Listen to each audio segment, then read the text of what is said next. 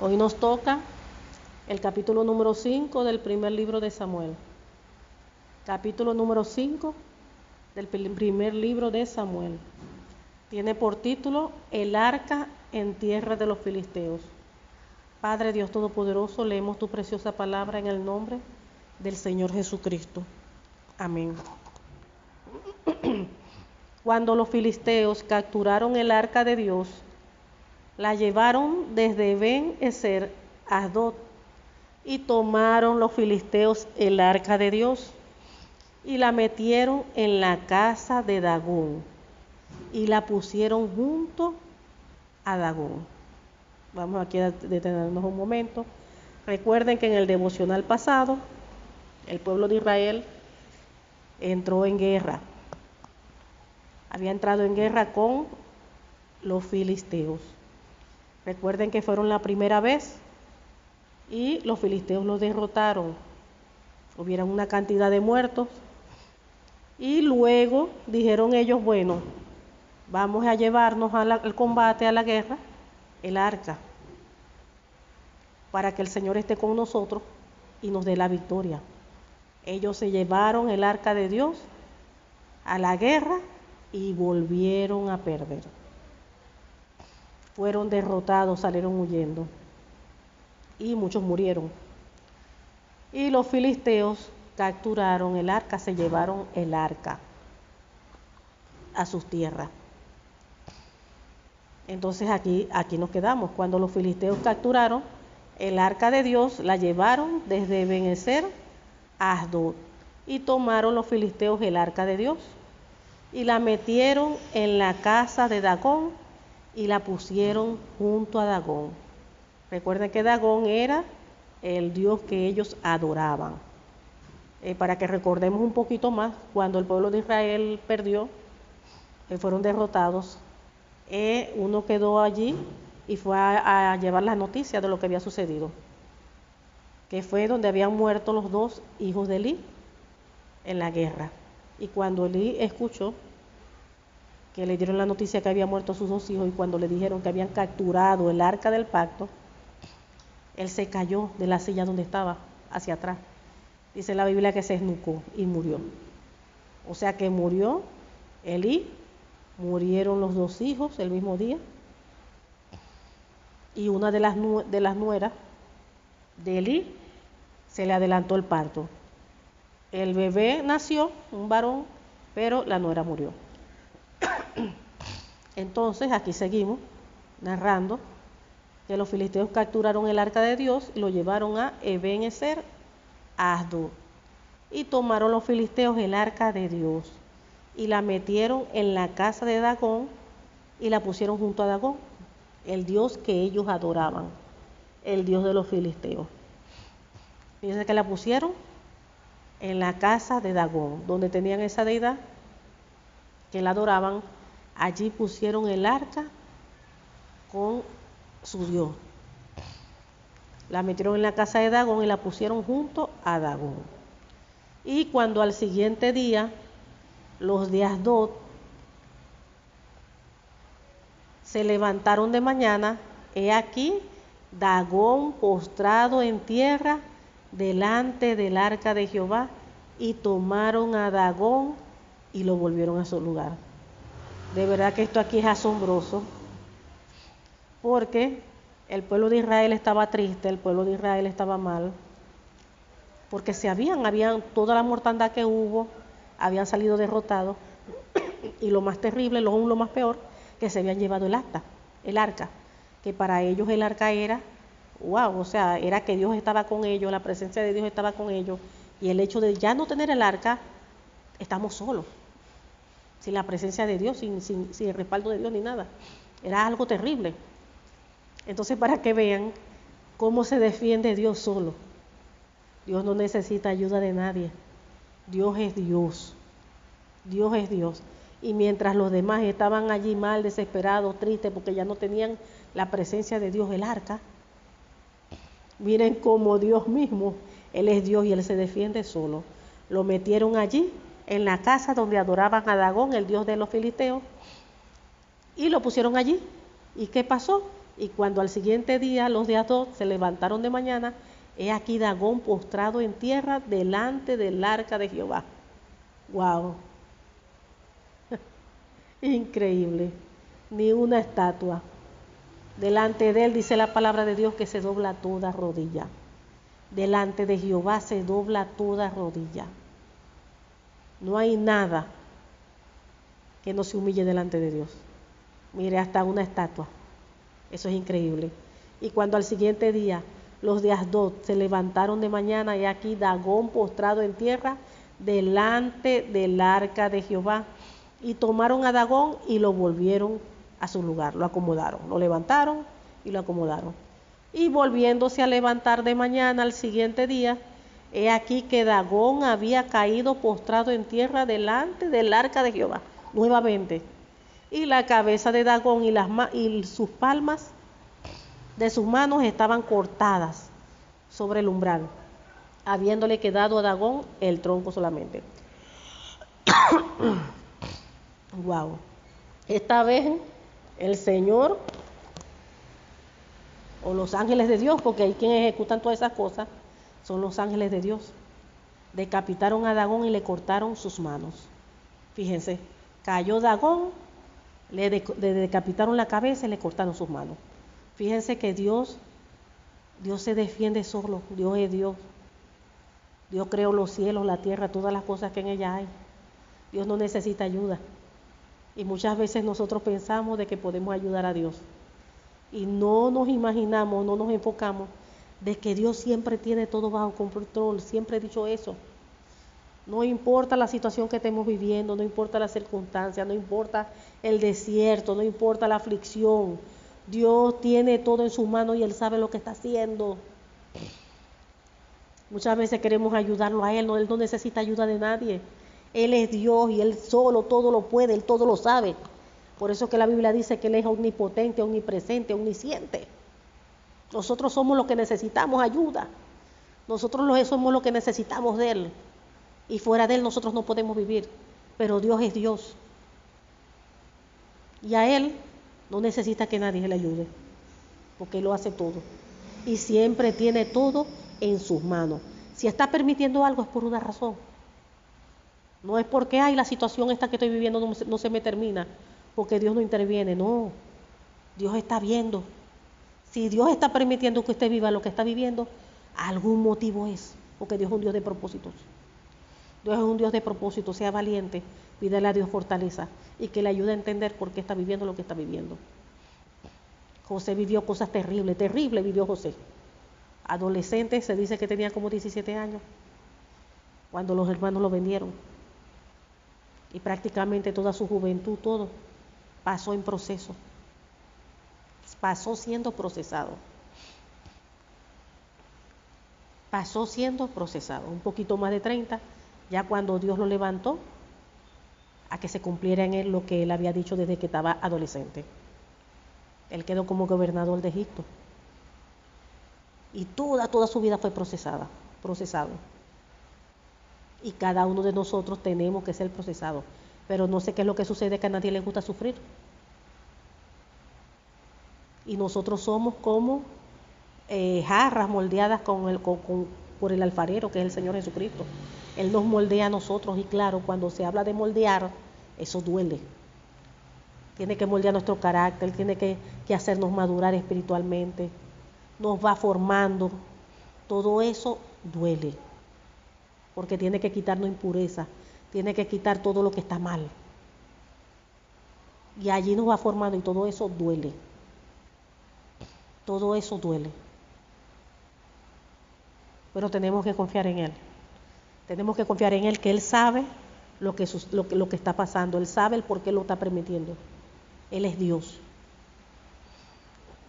Y dice, y volviéndose a levantar de mañana el siguiente día, he aquí que Dagón había caído postrado en tierra delante del arca de Jehová, y la cabeza de Dagón y las palmas de sus manos estaban cortadas sobre el umbral, habiéndole quedado a Dagón el tronco solamente.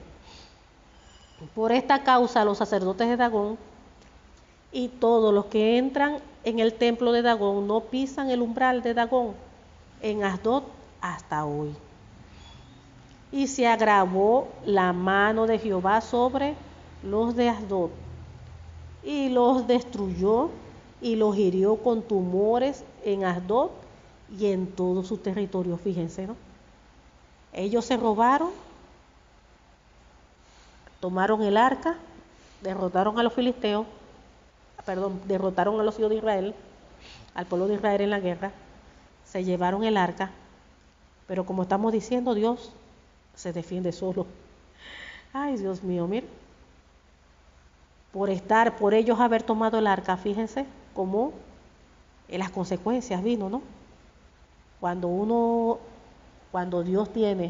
tiene la gracia de Dios, la presencia de Dios, el respaldo de Dios, cuando uno está en obediencia a Dios, todo es para bendición. Dios nos bendice. Dios nos bendice. Pero cuando estamos con otra actitud, las cosas no son en bendición. Las cosas no son en bendición. Como dice Deuteronomio, sino en maldición. Cuando hacemos las cosas contrarias. Dios no se derrama en bendición, sino la maldición viene sobre la persona. Y dice, y viendo esto, los de Asdod dijeron, no quede con nosotros el arca del Dios de Israel, porque su mano es dura sobre nosotros y sobre nuestro Dios Dagón. Fíjense, ellos tenían su Dios y su Dios ni se podía defender. El Dios que ellos tenían ni se defendió ni se podía defender. Fíjense cómo ellos se habían llevado del arca, fíjense cómo Dios los había herido con tumores a toda esa gente que vivía en todo ese territorio. Convocaron pues a todos los príncipes de los filisteos y les dijeron, ¿qué haremos del arca del Dios de Israel? Y ellos respondieron, pásese el arca del Dios de Israel a Gat. Y pasaron allá el arca del Dios de Israel. Y aconteció que cuando la habían pasado, la mano de Jehová estuvo contra la ciudad con gran quebrantamiento, y afligió a los hombres de aquella ciudad, desde el chico hasta el grande, y se llenaron de tumores. Fíjense, ellos la llevaron a otra ciudad que también pertenecía a ellos. Creo que eran 4 gobernadores, ahorita lo vamos a ver. La llevaron a otra ciudad y Dios también desató esas enfermedades, tumores para todo el mundo, desde el más chico hasta el más grande. Y se llenaron, dice, de tumores. Entonces enviaron el arca de Dios a Ecrón. Y cuando el arca de Dios vino a Ecrón, los ecronitas dieron voces diciendo, han pasado a nosotros el arca de Dios de Israel para matarnos a nosotros y a nuestro pueblo. Y enviaron y reunieron a todos los príncipes de los filisteos diciendo, enviad el arca de Dios de Israel y vuélvase a su lugar. Enviad el arca del Dios de Israel y vuélvase a su lugar, y no nos mate a nosotros ni a nuestro pueblo, porque había consternación de muerte en toda la ciudad, y la mano de Dios se había agravado allí. Wow, ya ellos estaban viendo que por medio de la mano de Dios era que se estaba desatando esa gran mortandad. Tumores sobre las personas, desde el más chico hasta el más grande, por tener el arca del pacto. Fíjense, por tener allí el arca del pacto. Y los que no morían, dice la palabra de Dios, y los que no morían eran heridos de tumores, y el clamor de la ciudad subía al cielo. Tremendo, gloria a Dios. Gloria a Dios. Aquí vemos que actualmente, en los tiempos bíblicos, mejor dicho, en los tiempos bíblicos, vemos que la presencia de Dios estaba en el arca. Allí reposaba la presencia de Dios, Jehová de los ejércitos. Por eso es que el arca lo tenían en su tabernáculo, lo que era en aquella época. Y allí era que consultaban a él y todas esas cosas los sacerdotes. Allí estaba la presencia de Dios. Vemos que los filisteos se llevaron el arca y en vez de ser bendición, fue maldición para ellos. Fue maldición para ellos, porque donde hay pecado, donde hay corrupción, donde hay rebeldía, donde hay desobediencia, Dios no puede derramar bendición. Dios no derrama bendición, sino que se desata es maldición. Porque Dios no quiere nada con el pecado. Dios no quiere nada con la rebeldía. Dios no quiere nada con la desobediencia. Dios no quiere nada. Y me hace recordar cuando el Deuteronomio dice que yo he puesto delante de ti la vida y la muerte, la bendición y la maldición. Dice, escoge pues la vida para que vivas tú y tu casa. Escoge pues la vida. La vida estaba con el pueblo de Israel porque el pueblo escogido. Pero los filisteos eran pueblo pagano, pueblo que adoraban otros dioses y hacían lo malo. Y dice la Biblia que Dios es un Dios santo. Dios es un Dios santo, por eso que dice que seamos santos porque Él es santo. Y que seamos perfectos porque Él es perfecto. Y Dios no puede estar entre lo inmundo, Dios no puede estar entre lo malvado, porque Él es santo. Recuerden que ni para entrar en el tabernáculo podía entrar cualquiera. Tenía que ser solamente los sacerdotes. Recuerden que no cualquiera podía tocar tampoco el arca. Eso no lo podía tocar cualquiera, porque la persona podía morir.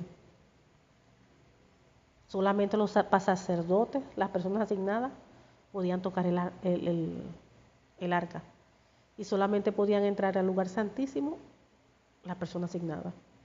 No cualquiera que quisiera podía entrar al lugar santísimo. Porque Dios es un Dios santo. Y Él habita en medio de la santidad, en medio de la pureza. Por eso que Él nos exige que nos alineemos. Por eso que Él nos exige que nos apartemos de las cosas que a Él le desagradan, para que andemos en obediencia, para que hagamos lo que a Él le agrada. Por eso que Él no lo pide, porque Él no quiere nada con el pecado. Él no quiere nada con el pecado. Entonces vemos que el pecado significa los filisteos, mientras que el pueblo de Dios era el pueblo escogido de Dios, que a veces se ponía rebelde y hacía lo malo, y ahí decía la palabra que Dios se apartaba. ¿Y eran ellos qué? Les iba mal. Se eran llevados cautivos, les iba mal. Hasta duraban años así, hasta que ya no aguantaban más. Se humillaban delante de Dios, clamaban a Dios y Dios les escuchaba y enviaba un juez. Enviaba a alguien que los pudiera liberar del cautiverio. Y siempre era así, siempre era así. Pero estamos hablando ahora de esta gente que era totalmente pagana, que hacían lo malo, que hacían lo que Dios aborrecía, y se llevaron el arca que representaba la presencia de Dios. Entonces vemos que donde ya está el mal, donde está el pecado, donde están las cosas que a Dios le desagrada, donde no hay un ambiente en santidad e integridad, ahí Dios no se derrama en bendición. Dios no se derrama en bendición. Y hoy mismo es lo mismo. Eso no ha cambiado. Porque ahora la presencia de Dios está en nuestras vidas. Dice la Biblia que nuestro cuerpo es templo del Espíritu Santo, morada de la presencia del Señor. Y Dios nos pide a nosotros santidad. Dios nos pide a nosotros que vivamos vidas apartadas del pecado, del mal.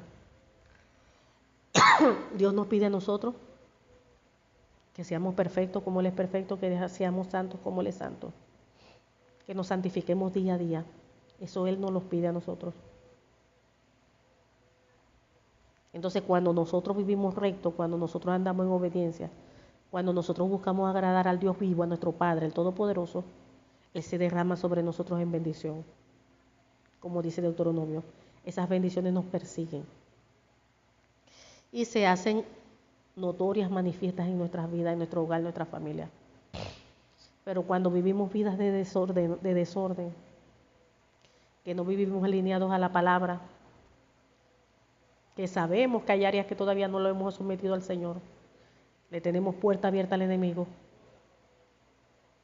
allí pasan muchas cosas negativas sobre nosotros. Dice la Biblia que la obediencia trae bendición. ¿Obediencia a qué? A la palabra, a las escrituras. Cuando nosotros somos obedientes a lo que está escrito allí en la Biblia, estamos siendo obedientes a Dios porque la misma palabra es Dios mismo. Cuando nosotros somos obedientes, dice que la bendición nos persigue. Ni siquiera nosotros tenemos que buscarla. Nos persigue. Y Dios se derrama sobre nosotros en bendición. Cuando estamos en obediencia. Eso no tiene nada que ver con los procesos, con los desiertos. Todo el mundo, todo hijo o hija de Dios tiene que pasar por procesos, por desiertos, por tribulaciones. La palabra de Dios dice que a través de muchas tribulaciones es necesario entrar al reino de los cielos. A través de muchas tribulaciones es necesario entrar al reino de los cielos. Es necesario. Porque es parte de nuestra formación. El Señor nos va moldeando, nos va formando. Y va haciendo de nosotros como Él quiere que nosotros seamos. Que nos parezcamos más a Cristo día a día. Entonces vemos que Dios no necesita ayuda. Nosotros al revés, somos nosotros los que necesitamos día a día de Él. Nosotros no podemos vivir sin Él. Y tenemos que confiar que la obra que está haciendo, lo que comenzó, Él lo va a terminar. En su tiempo y en su momento. Nosotros lo que tenemos que tener una buena actitud ante la situación que nosotros estamos viviendo. Porque acuérdense que muchos salen aprobados, pero también muchos salen reprobados. De las pruebas, de los desiertos. Entonces, mientras nosotros pongamos de nuestra parte a que nuestro proceso sea más llevadero, más fácil, poniendo de nuestra parte para que cada día nos parezcamos al Señor, va a ser más rápido de salir del proceso. Pero si nos resistimos y no ponemos de nuestra parte, se va a alargar más. Confiemos en Dios que Él tiene todo bajo control y Él sabe lo que hace. Él no necesita ayuda. Él es Dios. Y Él está sobre todas las cosas. Amén. Padre amado, te damos gracias, Señor, porque tú eres bueno, porque para siempre es tu misericordia. Gracias porque tú vas delante de nosotros como poderoso gigante. Gracias porque ningún arma forjada en contra nuestra prospera y tú condenas toda lengua que se levanta en contra nuestra en juicio. Señor, gracias por tu palabra, que es lámpara a nuestros pies, lumbrera en nuestro camino. Atamos y paralizamos todo espíritu de venganza, todo espíritu de retaliación, todo espíritu de ataque contra ataque, todo espíritu de golpe contra golpe. Todos esos demonios son atados, encadenados, decapitados y lanzados al abismo, en jaula, con candado y llave. En el nombre del Señor Jesús te pedimos, Padre, que esta tu palabra produzca fruto en cada uno de nosotros, a ciento por uno, Señor. Que esta tu palabra se selle en nuestras vidas, en nuestros corazones, en el nombre del Señor Jesucristo, con tu preciosa sangre, Señor Jesús, y con el Espíritu Santo de Dios, en el nombre del Señor Jesucristo. Amén y amén. Gloria a Dios.